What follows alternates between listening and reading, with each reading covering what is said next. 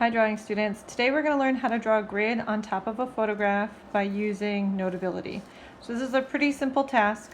You just need to find or take a photograph of your animal that you want to draw for the project, and then you're going to go to Notability, and then from there you're going to the top to create a new note, and at this point you have a blank page. Now you can insert your photo. If you go to your photo library, select your image and then select add and put the image somewhere in the center of the page. Doesn't really matter. After that, you want to go up to where you see the three dots, I believe, and then you're going to select paper. And after that, you see all these options for grids or lines or dots, but we're going to go with grids, and the grid squares are going to depend on how many grid squares you want to have over your picture. If you feel like you need less help, then you can put fewer squares. If you want more help drawing it, then you can use more squares. And once you have the amount of squares on the page, you arrange the picture so it sits into the corner, so it's equal in one corner for sure. And on the sides where it's not equal, you want to make sure there's nothing super important. So I noticed that there's extra space up here by the head, so I'm going to actually select crop and crop off a little more space here. And then I hit the check mark, and I'm going to try and move this so it fits just squarely. So now it fits pretty evenly into all four sides. It's a little bit big over here, but I'm going to ignore that.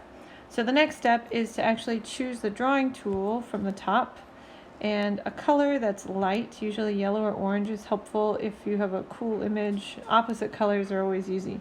And then a small thin line, so you want to choose that.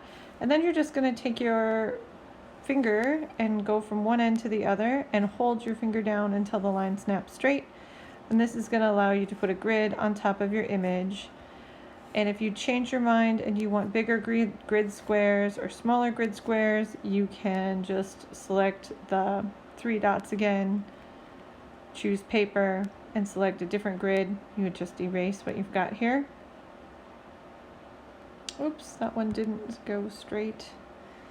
So as I hold my finger down, the line becomes straight and it just goes straight onto that line. I want it to be even and go all the way across, so if it doesn't line up on the grid correctly, I usually take it off.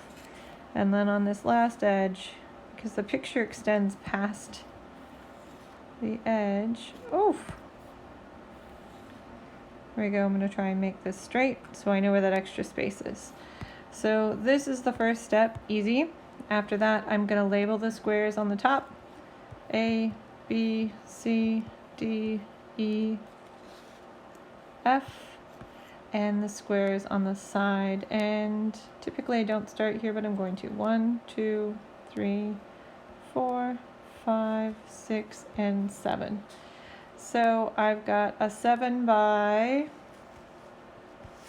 1, 2, 3, 4, 5, 6 grid.